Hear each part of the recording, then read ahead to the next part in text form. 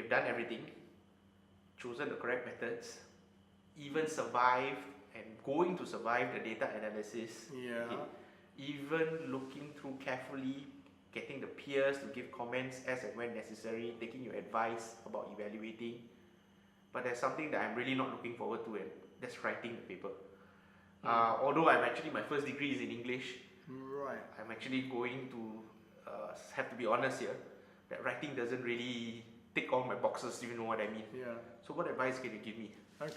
Well, the first thing is, if you've actually done all of these stages Yes. of the research process well, Right. that'll make the writing a lot easier. I hope so, Yeah, because yeah. it almost killed me, but Yeah, I mean, if you haven't really got a good handle on the literature, Right. you haven't looked at it, what's being found, what the big questions are, where the gaps are, where your research questions connect with that, and then Right. the design of the methodology and the data. And if you haven't done that right, no matter how well you write it up, it isn't going to work. Understand. Right. So, if you've done the right things, and if you do the right things as we go through this process, then it's going to be a lot easier to write up, because Right. you'll be able to turn around and say, right, I've got to write some introduction, okay, about why I'm interested in this, what's the purpose of the research, and connect it to the literature, frame the questions. You've got to be able to document the methodology, the choices you've made, on what basis. you're starting to scare me then. Yeah, but it's all there. So Right. yeah, you've got to be able to write it up. Sure. Now, the question is, this tutorial is about doing educational research. Of course, yes. Right.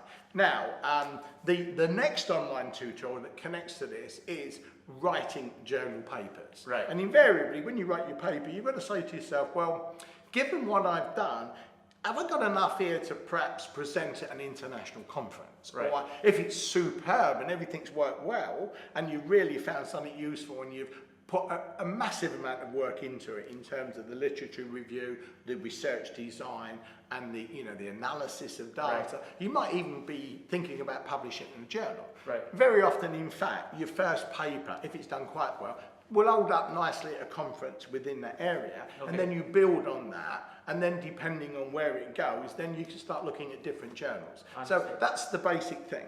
So the writing it up is in the tutorial, which we offer here in the Polytechnic. Many people might not know about it, but a blended learning 6-hour workshop on writing your paper. Right. Where you can go through, like we're doing this tutorial, you can go through the key areas, think about it, ask questions, Yep. produce some stuff, Okay. get peer review, Right. get, I think that's important, yeah. get tutoring, and guidance to write it as well as you can. So Right. that's the last stage of, if you like, this series of workshops. Okay. Writing it up. But as I said... So I can't offer you a Starbucks and for you to write the paper for me.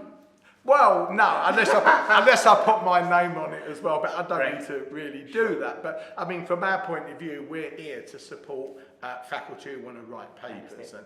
And it's much easier if they've got a clear structure, and that's what we're trying to provide. Okay. At the end of the day, people doing research have got to be interested in something, it's got to be meaningful, and they've got to recognise they've got to put a fair amount of work in, as we've documented in these tutorials. So would it be okay if I attend that 3-hour workshop and run some of my ideas with you and some of the data analysis that I've done, and to tell me that if you will be able to give me advice if I'm on the right track? Yeah, that's the objective of doing these workshops. So Okay. if people are preparing to do something for our journal of teaching practice, for Right. example, Oh, that would be a good way to they start. can actually Yeah. go into this and work through it, as well as do the workshop on writing the papers, and do that before they actually submit it. So that way they've got a much better chance of submitting a paper that connects to the criteria, and the paper's well constituted, as opposed to putting the paper in that's rejected and there isn't time to do anything about it. We Understand. can never guarantee that